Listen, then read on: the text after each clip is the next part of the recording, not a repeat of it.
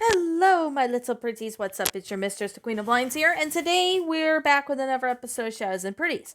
So far on this topic, I've covered fairy tales, like dark versions of them, the one kids know. I've recovered some, certain movies that were based on fairy tales, like Disney, non-Disney. I've covered at least a few, movies that are not related to fairy tales, but related to something else like Studio Ghibli, Zombieland, and etc. And I have recovered some stuff in the past too. So with that being the case, I'm going to be doing, another episode of Shadows and Plays. This is episode 53.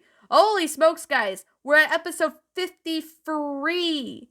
Like, where has the time gone? Like, I last started it was, I think, sometime I think the last time I started, this was sometime in sometime in 2020, like last year. And I'm surprised we are hitting like crazy. Like, for you guys who are enjoying this, I really, really, really, really do appreciate it that you guys have, supported me. And of course, I did one video talking about a Disney Pixar movie, which is the Toy Story series. Talking about the first movie, the second movie, the third movie. I didn't want to give out, too much spoilers in the fourth one because I know some of you guys probably have not seen it. So, there is a 20th anniversary of a certain Disney Pixar movie, which I was gonna do it sometime for I guess you could say November, but I decided since it's gonna be turning 20 years old, I decided why not we do it now to in honor this memory of a certain movie that came out like 20 years ago. And yeah, and so this is another Disney Pixar movie I'll be covering in Shadows and Pretties. So, anyways, let's get on with the movie that I have decided. I was gonna put a poll on which Disney Pixar movie to do next, but I decided, you know what? Let me pick one and then I'll do a poll the next time. So today I will be covering this topic in this this video, and today we are going to cover Monsters Inc. And yes, most of you guys who have seen Monsters Inc. as a young kid, which is basically a movie having John Goodman being the voice of Sully, Billy Crystal being the voice of Mike. We have the Steve Vincent Busham, who is the voice of you could probably already guessed it already, was the voice of Randall Boggs, and of course there were some other actors that were playing it. So, with that being said, it's actually a third highest grossing film in the year of 2001, which of course I could definitely say it's from the creators of Toy Story. So like the makers of Toy Story decided to sit there and do something different, so they decided to sit there and do Monsters Inc. Now this one is a really good movie. So if you guys have not seen Monsters Inc., I highly, highly, highly recommend you check this out. It's like really, really, really, really well done. It's really interesting. It's pretty interesting. And of course, they do have another, they do have another episode, another movie, which is called Monsters University, which I am going to talk about that one as well in this video. So I want to go ahead and, explain, this is not based on a fairy tale from what I do know, but if you guys tell me if it's based on a fairy tale, let me know in the comments below. But so far, I don't think it is. So we're going to talk about the Monsters Inc. and Monsters University. So if you have not seen Monsters Inc. or University, go watch it right now. You guys will not be disappointed. It's a really, really, really awesome movie. Okay. So, for those of you who have seen Monsters Inc. might remember this as a kid, and I'm sure most of you guys have seen, this movie as a kid, which I have seen it as a kid. It was a really, really, really awesome movie.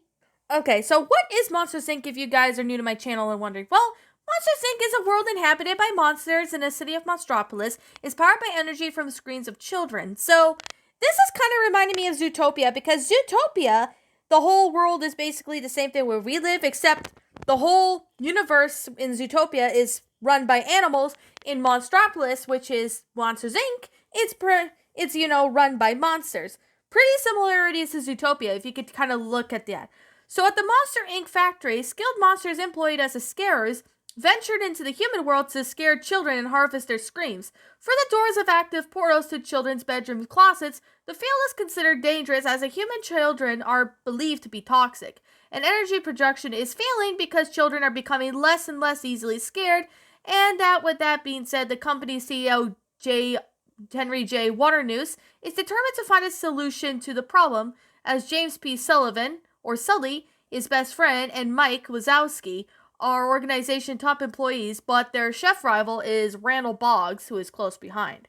So one evening after work, Sully discovers that someone has left an active door on the scare floor, and as he inspects the door, and yes, a small girl enters the factory, which her name is Boo, and of course that's what Bear was. No wait, that's what Sully was referring to the young girl is Boo because she had like no real actual name in the whole movie. So as Sully tries to put her back, Randall sends the door back to the factory into the storage vault of the doors. So when Sully takes the girl out to the factory in the duffel bag, he eventually interrupts Mike's date with his girlfriend Celia May at a Japanese sushi restaurant.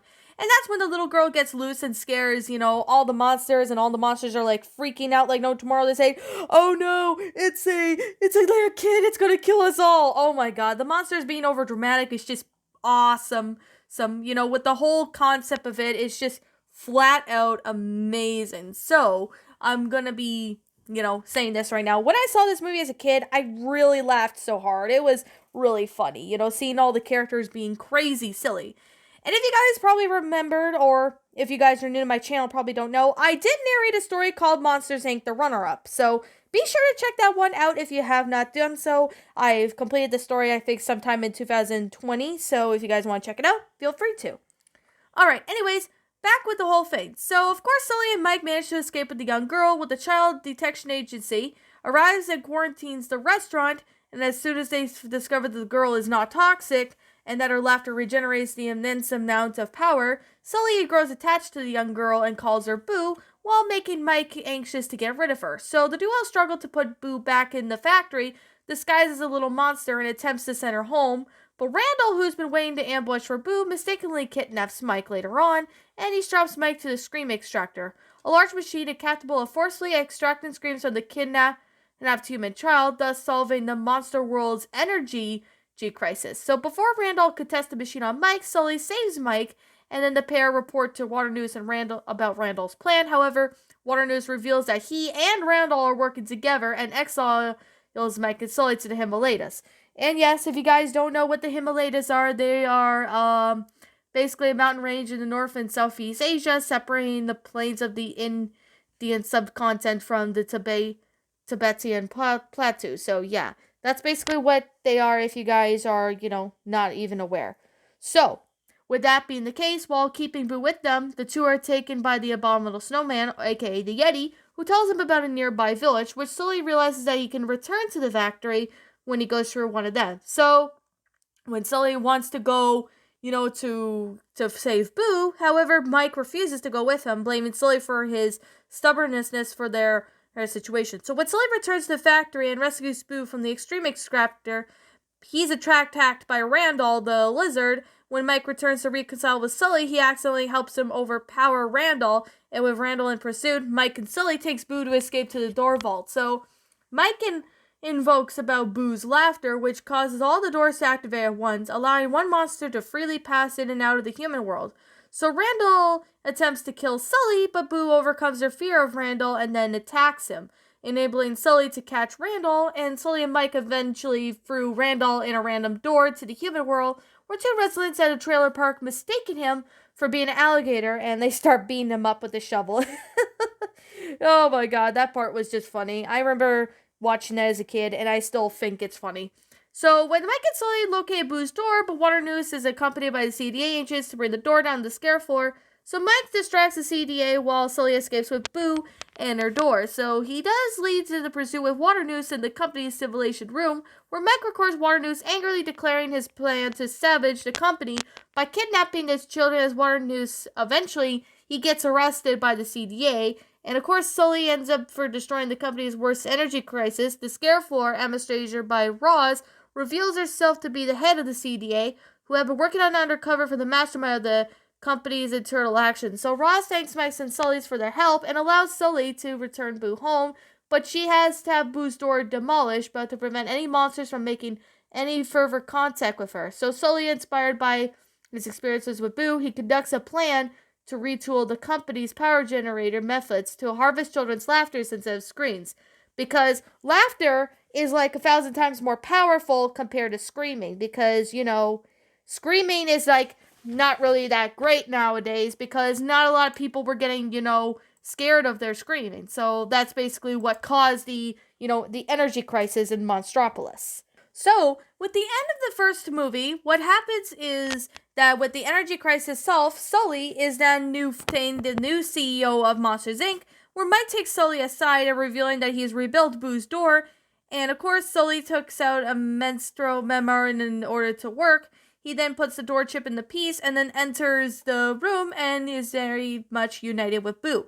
So that's basically what it is. So the idea for Monsters Inc., if you guys did not know, was conceived to be a launch of 1994, presented by John Lasseter and a bunch of other people during the production of Toy Story. However, when they decided to work on the film, the next film they would work on was Monsters Inc., however, back in 1996, but they were focusing on The Bug's Life, and then Toy Story 4, and its codename was Hidden City. So basically, by early February 1997, the doctor had drafted a treatment together with a bunch of people, and they have some resemblance to the final film. And eventually, after writing the storyline and stuff like that, and after a few years of writing and casting, and then when they did the animation, once the animation was complete, it was nearly the early productions of Monsters Inc. that started the animation around late in 2000, and then Pixar packed up and moved for its second film, since of course Lucasfilm years the company, of course they started spreading all over the place. So of course the film was premiered in Hollywood in California in 2001. So of course they theatrically released it to the public in November 2nd, 2001, which of course they eventually released it all over. So after that, it was a big success along with The Lion King, and Disney and Pixar re-released Monsters Inc. in 3D in November of 2012, trying to get people's attention.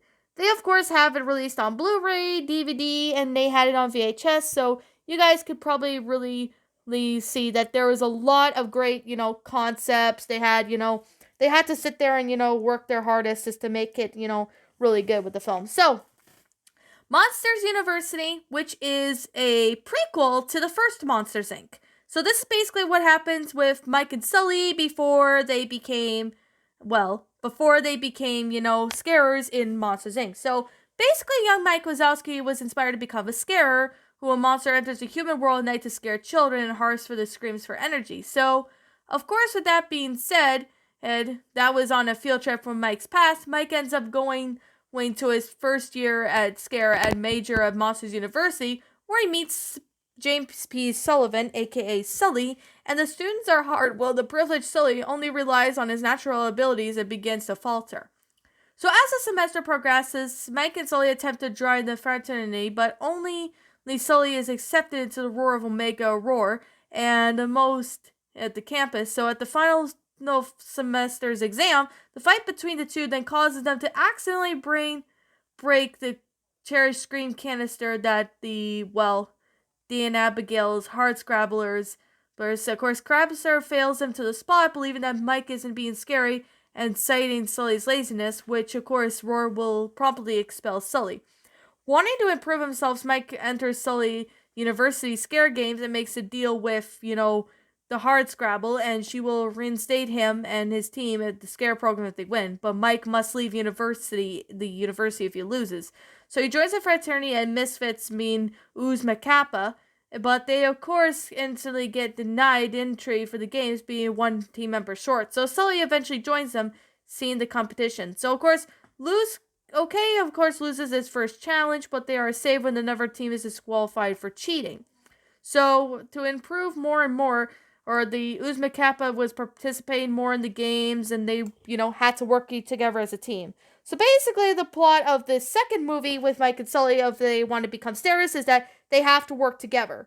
This is all about teamwork. Mike and Sully didn't get along at first, but they eventually got along at the end of the movie, which is really, really awesome. So, with that being the case, is eventually, this is when things got do. So after Uzma Kappa finally wins the games, of course, Mike realizes that during the simulation bedroom, Mike, however, much to his disbelief and anger, discovers that they won because Sully secretly rigged the machine to give him a maximum score, causing the fallout between the two. So, of course, when Mike wanted to prove himself to become the Scarer, he breaks into school's labs where he enters the human world, but finds himself upon at the summer camp in a cabin full of children and truly unable to scare any of them. So he is forced to flee into the woods. However, Sully confesses Hardscrabble that he cheated just because of Mike's break-in was alerted. Hardscrabble forbids anyone to go for that door, but Sully sneaks in to rescue Mike. After they get in there, Hardscrabble deactivates the door, but of course, pursued by the camp rangers, Mike realizes the only way to escape is to generate enough scream and energy to power the door.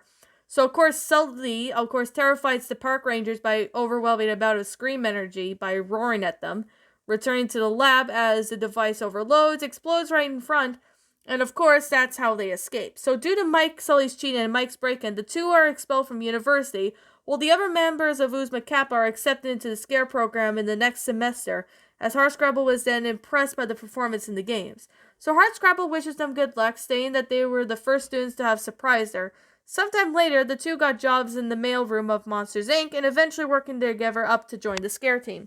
So that's basically how, basically how Monsters, Inc. began. So first of all, it, it starts off with, they start off with, being in university, which is the prequel. And, some people were wondering, how come if they released Monsters, Inc., they should have released Monsters, Inc. first, and then they would have released, Monsters University.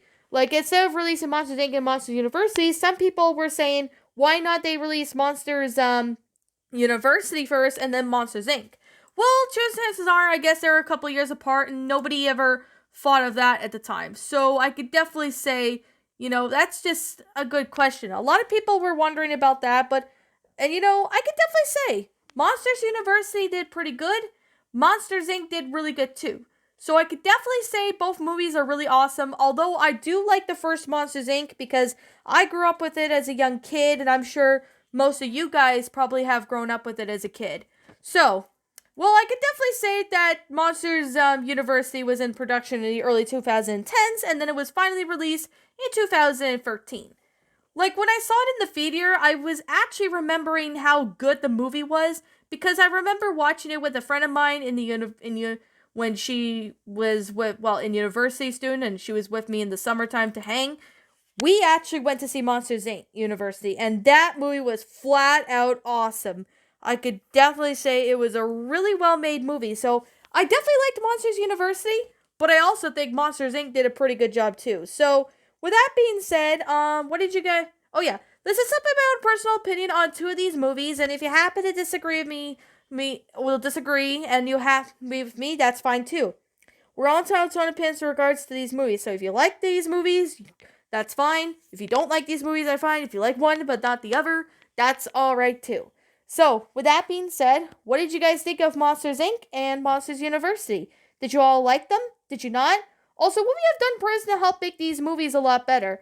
Leave me know what your thoughts are down in the comments section down below. I'm the Queen of Lions. Thank you so much for watching today's episode. And if you happen to be brand new here on this channel, be sure to like, comment, and subscribe, because I like to make brand new videos every single day. And if you happen to want to, if you subscribe, don't forget to ring the notification bell to when I upload, so that you guys will not miss an upload. And as always, I'll be catching you all in the next video. So thank you so much for watching. And as always, I'll catch you all in the next episode. Peace out, everyone.